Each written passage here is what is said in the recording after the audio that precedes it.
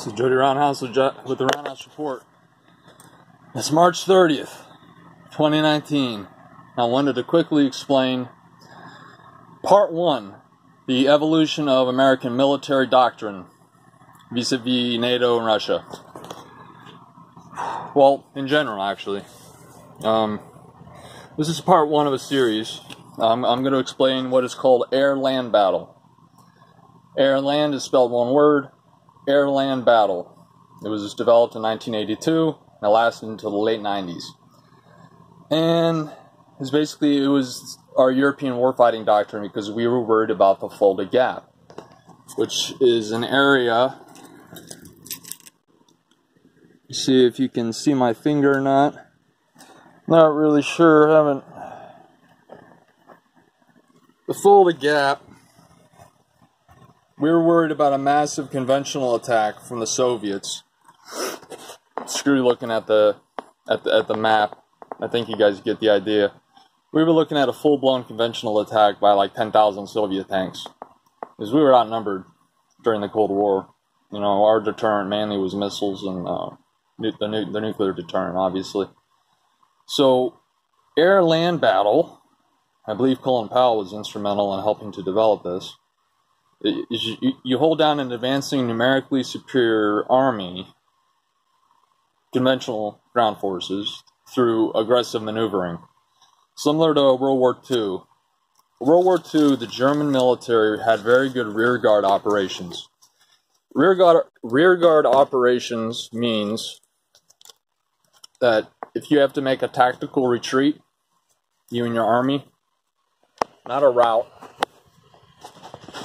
for tactical purposes, if you have to retreat, let's say you have a 250,000 man army, you leave 10,000 men behind to act as a rear guard so that the other, I'm not good at math, so the remainder massive 200,000 plus, 240,000 plus guys can safely escape. Well, it's 10,000 guys would hold down a 250,000 man Soviet army for like a week. They would, aggressive maneuver warfare. Pop up here, aggressive, slice around through here, aggressive, bloom. If I had the map, I could draw all sorts of arrows and whatnot.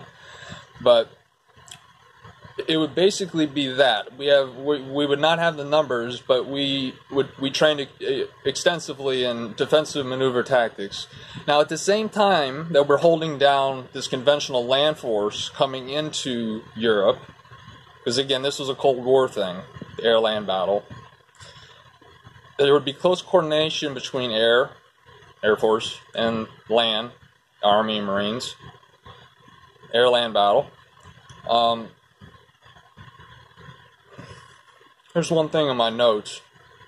The goal would be to establish air supremacy. So the blocking force would hold the enemy, the Soviets, etc., would hold them at bay long enough for the NATO or U.S., whatever, Air Force to destroy the Russian Air Force, thereby establishing naval supremacy. We would be bombing enemy supply lines. Once that naval supremacy is established, enemy supply lines would be vulnerable. Command and control centers, logistical networks, reserve forces, centers of gravity, Soviet centers of gravity. Anti-air and sea assets, destruction of the enemy's integrated air defense system and its air force, destruction of any precision-guided missile batteries it may have already in place, and the destruction of its navy. Destruction, if needed, of civilian infrastructure, which it probably would be needed. That's how it is nowadays, civilian infrastructure. It would need to be a quick opening salvo against A2D2 assets. A2D2 simply means we keep you as far away from our country as possible, because if you get within a 600-mile range, we have missiles that fly 1,000 miles an hour, 20 feet above the ground, and they're guidable, and we will destroy anything that comes within 600 miles or whatever of our border. That's what A2D2 is.